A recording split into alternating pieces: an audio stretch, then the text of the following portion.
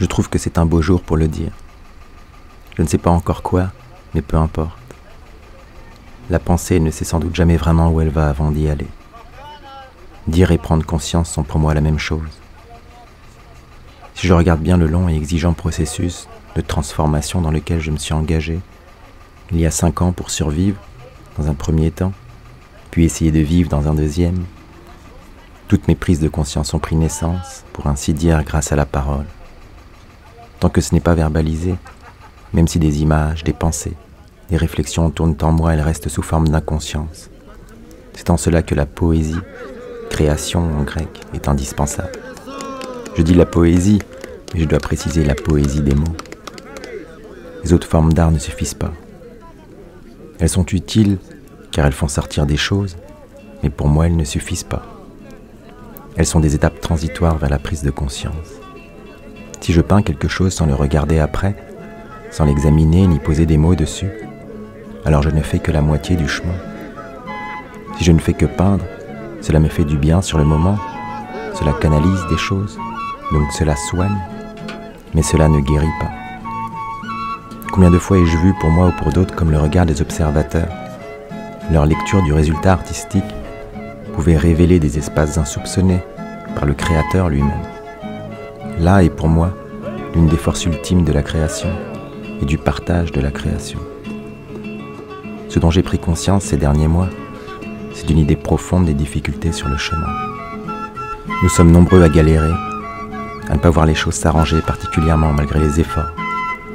Ce que j'observe pour moi, c'est que quand une lumière apparaît, elle repart souvent aussitôt. Quand la chance semble tout à coup sourire, quand des efforts semblent enfin être sur le point de se voir récompensés, la roue retourne dans l'autre sens. Et j'ai vite fait de trouver les choses injustes, de me sentir maudit, malchanceux, sans comprendre ce qui cloche en moi ni autour de moi.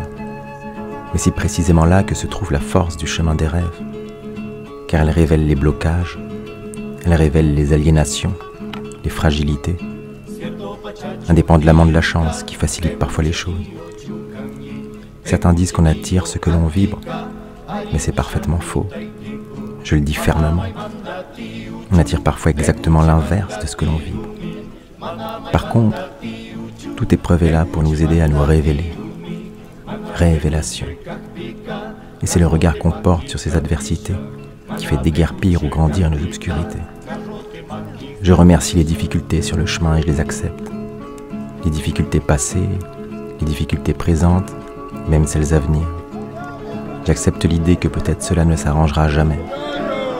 Mais tout en l'acceptant, j'affirme ma détermination à continuer à avancer.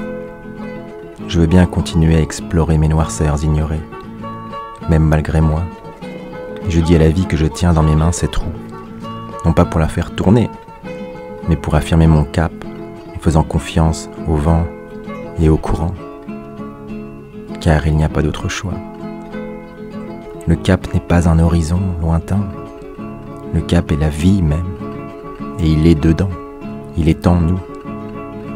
C'est un beau jour pour le dire, car le ciel est encore bleu et qu'il pleuvra ces prochains jours. C'est un beau jour pour semer les graines de la détermination à continuer l'avancée, en écoutant la roue et les vérités qu'elle a à raconter. Après les pluies, ces graines germeront dans le berceau du printemps, et chaque graine portera en elle ma détermination, aussi pour les autres, car les autres et leur capacité au bonheur sont aussi importants que moi. Chaque graine de bonheur qui ne germe pas laisse à sa place un petit désert de tristesse, et des racines manqueront pour l'entraide invisible et souterraine que nous devrons nous apporter pour faire grandir et régner les belles et grandes forêts collectives.